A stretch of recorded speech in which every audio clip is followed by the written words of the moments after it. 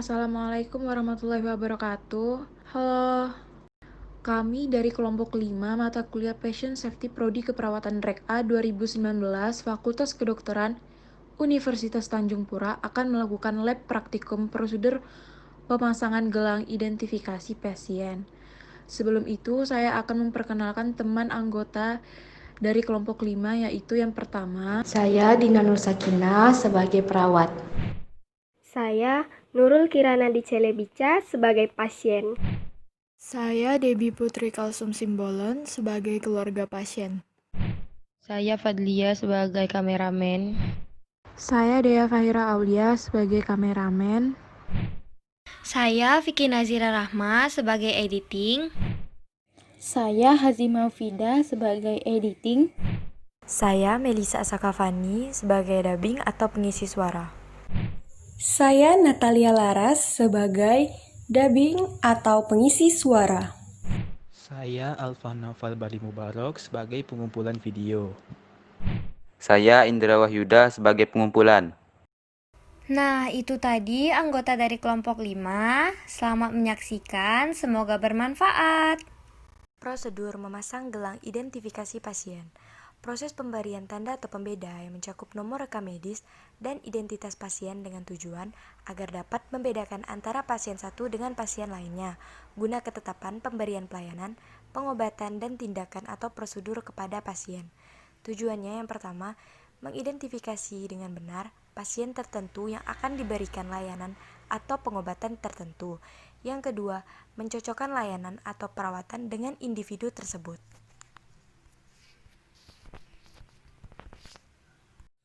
Alat dan bahan. Untuk alat yang pertama, yaitu buku rawat status pasien. Yang kedua, ada alat tulis. Di sini kita bisa menggunakan pulpen. Yang ketiga, gelang identitas pasien. Fase prainteraksi. Yang pertama, persiapan diri perawat. Pada tahap ini, perawat telah membaca dan memastikan data serta identitas pasien dengan benar. Kedua, persiapan alat. Perawat menyiapkan dan memastikan alat dan bahan yang diperlukan selama prosedur sudah lengkap. Yang ketiga, persiapan lingkungan. Untuk menjaga privasi pasien, perawat dapat menutup pintu, jendela, atau horden. Selamat pagi. Pagi, Sus. Kenalkan, saya perawat Dina Nur Sakinah. Apakah benar, Bu? Ini namanya adik Nurul Kirana? Iya benar, Sus. Tanggal lahir 31/07/01. Iya benar. Nah, di sini saya bertujuan untuk memasangkan gelang identitas pada adik. Apakah adik bersedia? Bersedia, Sus. Ya. Durasinya tidak lama kok, Dek. Hanya 5 menit. Ya, Sus. Isi ya, Dek. Oh ya, Sus. Ini dipasang buat apa ya, Sus?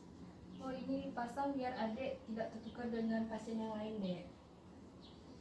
Begitu ya, Sus. Ya, biar kami tidak kebingungan juga. Di sini ada tanggal lahir adik, kan di sini banyak nama Nurul kan, jadi tuh takut pas transfusi darah atau apa gitu tukar dengan adik, nanti bahayanya untuk adik gitu. Baik, Sus. Ya, Dek. Ya, Sus. Apakah adik ingin bertanya? Tidak ada, Sus. Ya, kalau adik ingin butuhkan saya bisa tekan tombol di situ. Kalau tidak, adik bisa panggil saya di ruangan perawat. Baik, Sus. Nah, misi ya, Dek. Misi ya, Bu. Ya, terima kasih, Sus. Misi dulu. Dan yang terakhir, fase dokumentasi. Di fase ini, perawat mencatat tindakan yang sudah dilakukan dan hasil atau responnya pada saat pemasangan gelang identitas dan edukasi. Tata laksana identifikasi pasien. Pertama, kebijakan dan atau prosedur memerlukan sedikitnya 2 cara untuk mengidentifikasi seorang pasien, seperti nama pasien dengan nomor identifikasi menggunakan tanggal lahir. Kedua, nomor kamar atau lokasi pasien tidak bisa digunakan untuk identitas. Ketiga, melakukan identifikasi pasien, menanyakan nama lengkap pasien dan tanggal lahir. Identifikasi pasien dapat menggunakan nomor rekam medik atau NRM, menggunakan komunikasi aktif atau pertanyaan terbuka dalam mengidentifikasi. Keempat, identifikasi pasien menggunakan dokumen foto. Pasien yang tidak memiliki ekstremitas, pasien luka bakar luar, pasien psikiatri yang tidak memungkinkan untuk dipasang gelang identitas, dan pasien tanpa identitas. Kelima, identifikasi pasien menggunakan gelang identitas pasien. Yang pertama, gelang warna merah jambu diberikan kepada pasien perempuan. Yang kedua, gelang warna biru diberikan kepada pasien laki-laki. Yang ketiga, gelang warna putih diberikan kepada pasien ambigu.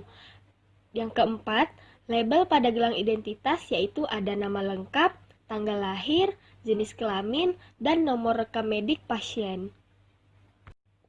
Keenam, identifikasi pasien beresiko.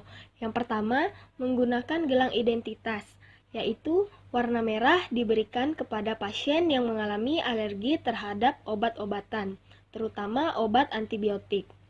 Gelang warna kuning diberikan kepada pasien yang mempunyai risiko jatuh.